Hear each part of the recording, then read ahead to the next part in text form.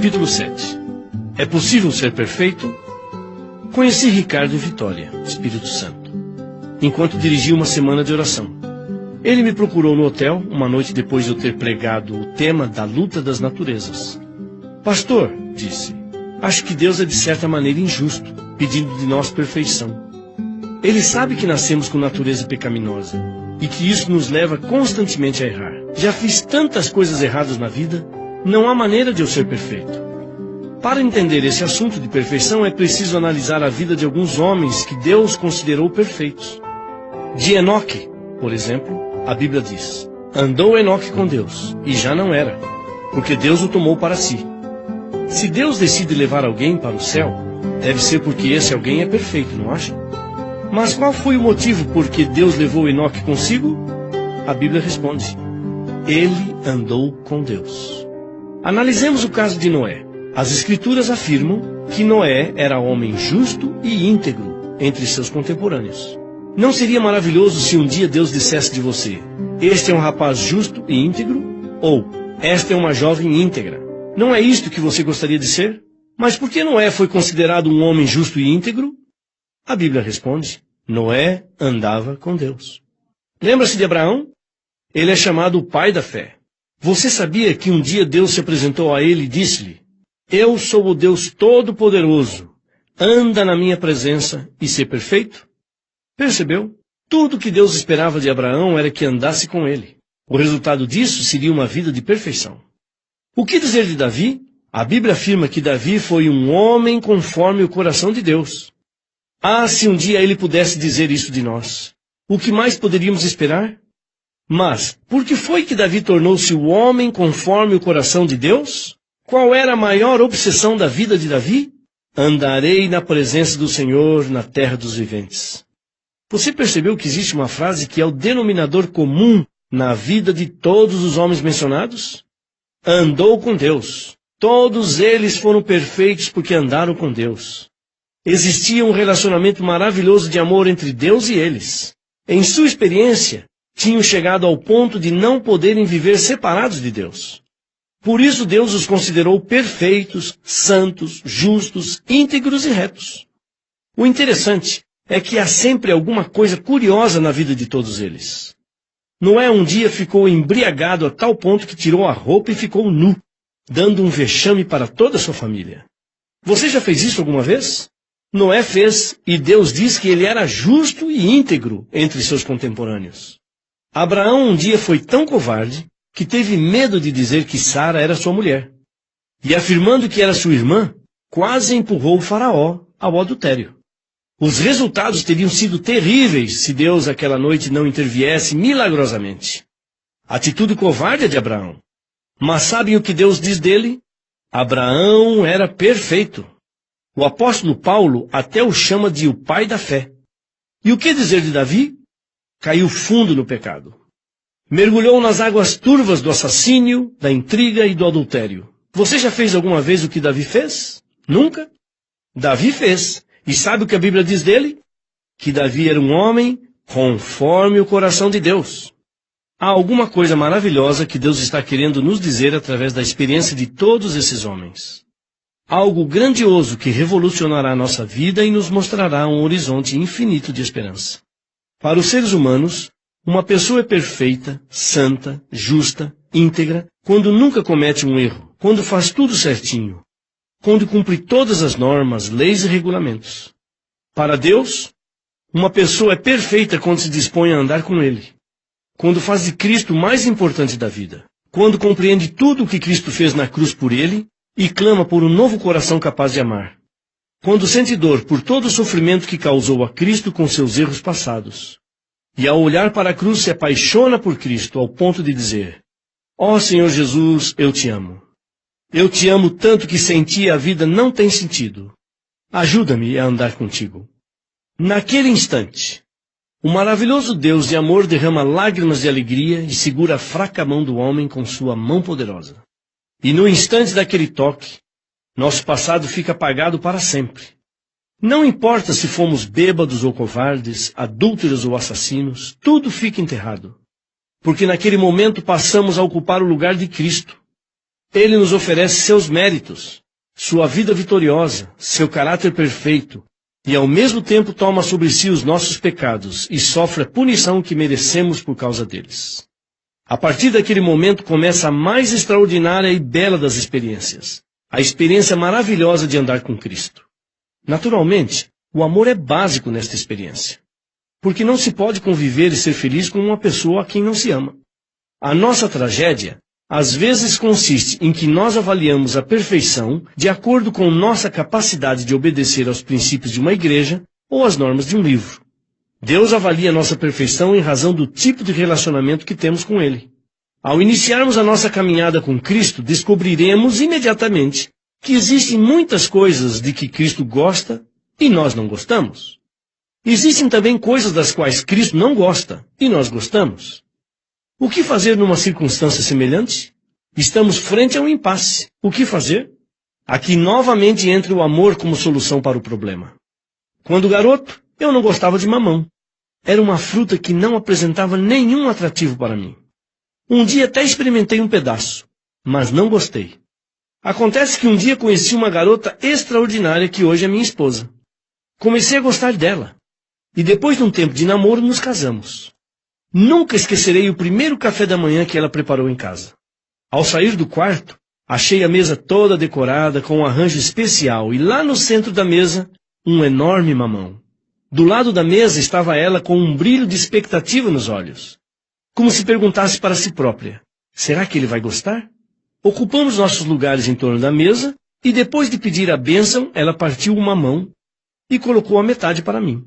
Olhei para a fruta, para ela, outra vez para a fruta, tive vontade de dizer: obrigado, não gosto de mamão, mas não consegui. Eu a amava. Não tinha coragem de desapontá-la. Peguei a fruta e praticamente a engoli. No dia seguinte, ao sair do quarto, fiquei paralisado. Lá no centro da mesa havia novamente um mamão. Olhei para minha esposa e afirmei: parece que você gosta muito de mamão. E ela, com a maior naturalidade do mundo, respondeu: para mim, praticamente não existe café da manhã sem mamão, querido. Em fração de segundos, imaginei minha vida toda engolindo mamão. Mas ao olhar para o rosto de minha esposa e ver um sorriso de satisfação, senti uma alegria íntima no coração. Eu amava minha esposa. O que podia significar o fato de comer mamão comparado com a alegria de vê-la feliz? Entende o que estou querendo dizer? O dia que nos apaixonamos por Cristo, o dia que chegamos a amá-lo com todo o nosso coração, a coisa que mais quereremos será vê-lo sorrir. Sem dúvida haverá coisas que o deixarão feliz e que nós, com a nossa natureza pecaminosa, não gostamos de fazer. Não acredito que perder o gosto por coisas que estávamos acostumados a fazer, ou aprender a fazer coisas que não gostávamos de realizar, seja fácil. Haverá um preço que teremos de pagar e planos que teremos de esquecer. Muitas vezes, isso exigirá esforço, sacrifício e sofrimento. Mas tudo isso terá sentido se o fizermos por amor à pessoa de Jesus. O profeta Miqueias explicou um dia a maneira certa de andar com Deus. Ele te declarou, ó homem, o que é bom. E que é que o Senhor pede de ti, senão que pratiques a justiça, e ames a misericórdia, e andes humildemente como teu Deus? Você percebe que a questão não é simplesmente andar com Deus. O importante é andar humildemente com Ele. É Ele quem dirige, é Ele quem mostra o caminho, é Ele quem diz como as coisas serão melhores para ambos. Eu o amo e aceito o seu conselho porque Ele sabe o que é bom para mim. Não sou eu quem dirige a caminhada. Não sou eu quem deve levar Deus por onde acho que devo ir. Apenas seguro sua mão e vou. Ele é meu pai, meu amigo, meu irmão. Ele é meu princípio, meu fim, Ele é tudo. Eu apenas me abandono em seus braços de amor e vou. Vou por onde Ele quer e faço o que Ele disser. Afinal de contas, Ele conhece o caminho. E o que mais quer é que eu seja feliz. Tudo isto tem sentido unicamente quando existe amor. A vida toda é motivada pelo amor de Cristo. Se não existir um relacionamento de amor entre Cristo e nós, a vida torna-se vazia, oca. O cristianismo vira um fardo, uma pesada carga de proibições e deveres. Podemos carregá-lo 1 ou 2 ou 20 anos, mas um dia chegamos ao limite e o largamos. Ou então nos tornamos zumbis, homens sem vida, máquinas que carregam o fardo, que cumprem, que obedecem, porém apenas máquinas, sem alegria, sem entusiasmo, incapazes de saber o que é felicidade. Por aí, um dia, numa roda de amigos, alguém nos pergunta: por que você não bebe? E quase com vergonha respondemos: porque minha religião me proíbe. É norma de minha igreja. A vida toda, às vezes, é levada desse jeito. É a religião, é a igreja que importa. E Cristo? Onde fica Cristo nisso tudo? O que será que ele está sentindo? Importa-nos se ele está sorrindo ou está chorando? Você já pensou nele como uma pessoa que ama, que sorri, que pode ficar magoado e que até chora? Vamos analisar o caso de uma jovem que vai comprar uma peça de roupa, por exemplo. Ela percorre as lojas, olha as vitrines, até que ache uma roupa que seja adequada ao seu orçamento. Como faz ela para comprar essa roupa? Experimenta, olha no espelho, observa se fica bem nela, se combina com sua cor, com seu corpo, e finalmente paga e leva para casa. Podemos dizer que isso é andar com Deus? Numa ocasião saí com minha esposa para comprar sapatos. Depois de observar vários pares, chegou um momento de indecisão para ela. Havia 2 pares de que ela gostava. Experimentou um e outro. De repente, olhou para mim e perguntou: de qual você gosta?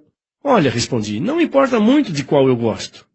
Quem vai usar o sapato é você. Leve o que você achar que é melhor. Não, continuou ela. Eu quero que você escolha para mim. Por quê? Porque eu gosto de você e me sentirei feliz usando os sapatos que você escolher para mim. Aquilo me emocionou tanto que acabamos levando os 2 pares. É justamente isso que tem de acontecer em nosso relacionamento com Cristo. Ele tem que ser tão amado e tão real para nós que cheguemos ao ponto de, antes de comprar uma roupa, olhar para ele e perguntar: tu gostas?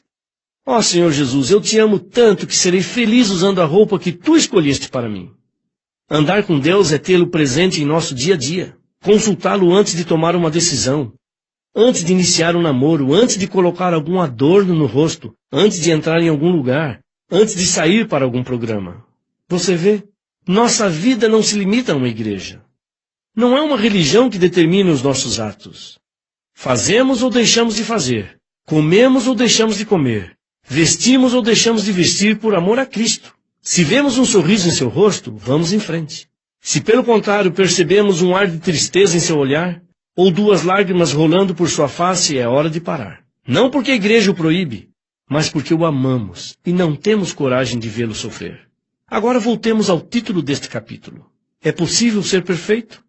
Se você acha que ser perfeito significa nunca cometer um erro, não é possível. Mas graças a Deus que o conceito bíblico de perfeição é diferente. Para Deus, ser perfeito é andar com Ele, como Enoque, como Noé, como Abraão, como Davi. Você já viu um pai levando seu garoto de 4 anos pela mão? Os passos do pai são compridos e a criança não consegue manter o ritmo do pai. Mas ela segura o braço poderoso e vai em frente. Pode de repente tropeçar. Pode talvez escorregar. Mas enquanto sua mãozinha segurar o braço do pai, ela não cai. Qual é o segredo para não ficar jogada no chão? O braço do pai. Ele é o seu sustento e a única garantia de que um dia chegará lá, apesar de possíveis escorregões ou tropeços. Foi por isso que Enoque, Noé, Abraão e Davi foram perfeitos. O primeiro segurou o braço do pai, andou com ele, e não temos notícias de que tenha caído alguma vez. Os 3 últimos andaram com Deus, escorregaram, tropeçaram, mas seguraram o braço do pai e não ficaram caídos.